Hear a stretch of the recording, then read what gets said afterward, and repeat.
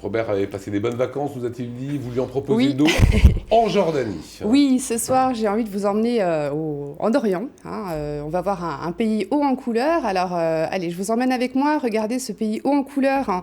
Petit pays situé entre la mer Rouge et la mer Morte. Vous y découvrirez l'hospitalité et la courtoisie des Bédouins et de la population locale qui vivent essentiellement du tourisme. Vous serez émerveillés devant les incontournables de ce pays splendide. Donc, magnifique désert, gorge dunes de sable rouge. Vous pourrez aussi les petites galettes. Là, voilà, on voit le camp bédouin très chaleureux. Ouais. Vous pourrez bien sûr admirer les vestiges les plus importants du Moyen-Orient, partir en rando à la rencontre des Bédouins, on l'a vu ensemble, mais également, voilà, ça arrive dans la suite de ma chronique. Voilà. Je vais vous montrer tout ce qu'on peut faire. Voilà. Oui, tout à fait. On peut pas parler de Jordanie sans forcément, évidemment, évoquer Petra.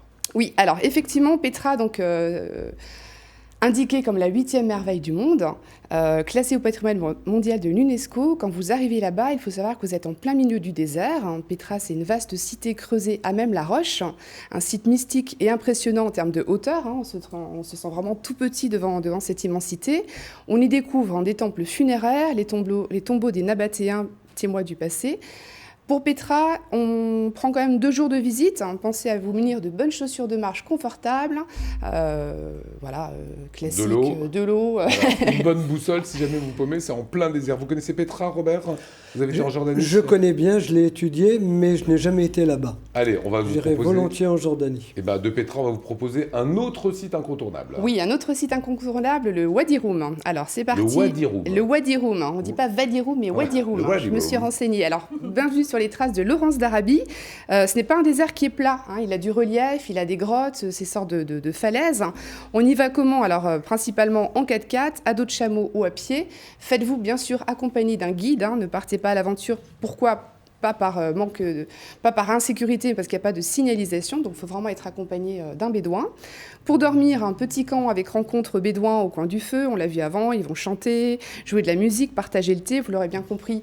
Plein de bons moments à partager. Vous pourrez aussi dormir dans des camps et des tentes de luxe, puisque le tourisme de luxe se développe beaucoup en Jordanie. Ouais. Donc, tente 5 étoiles en plein désert. Et pas loin de la capitale, Amman, on peut faire quoi? Alors, pas loin de la capitale, on va dire à 1 heure de route, bien sûr, aller découvrir le site de Jerash. C'est quoi Jerash? C'est tout simplement un site antique le mieux conservé au monde. Aller découvrir ce qu'on appelle la perle d'Orient.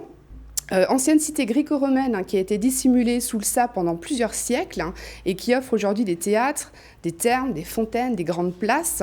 Jerash peut faire l'occasion d'excursions à la journée avant de remonter sur la capitale, Amman. Bon, qui connaît Robert Walter, c'est qu'il aime les expériences inédites. J'ai vécu 3 ans dans le désert du Sahara. Non, il a été partout. Donc vous avez fait une belle expérience, effectivement. Et vous, c'est l'expérience de la mer Morte. Oui, tout à fait. Alors, une expérience incontournable, Célia, je pense que ça va te plaire. C'est quelque chose de... On en a parlé avant le plateau, effectivement. Alors, on fait quoi? À la mer Morte, on va dans un hôtel. On se met aux abords de la plage. On va vous prêter de la boue argileuse. On va se laisser... Alors, on s'en enduit le corps. On se laisse sécher quelques minutes au soleil. Et ensuite, on se baigne dans la mer Morte. Faut savoir que c'est la mer la plus salée au monde. On est en apesanteur. On flotte. On est porté par le sel. On est porté par le sel. Et bien sûr, ça pique. On y reste quelques minutes, pas plus. Et ensuite, on finit par une bonne douche d'eau douce. Et il y a le mont Nebo. Alors, je ne connais pas le mont Nebo. Alors, le mont Nebo, on part sur le sommet qui culmine à plus de 800 mètres. Ça ne culmine pas très haut. 800 mètres, on va dans les Vosges. Non, mais ce qui est impressionnant, c'est vraiment le point panoramique que vous allez pouvoir, justement, une très très belle vue sur la mer Morte. Le mont Nebo, bien sûr, il y a la trace biblique également, puisqu'on raconte, selon la Bible, effectivement, Dieu montra la terre promise à Moïse. Et c'est bien sûr un lieu incontournable si vous allez découvrir, lieu culte. Vous me donnez comme tout le vendredi un petit plus?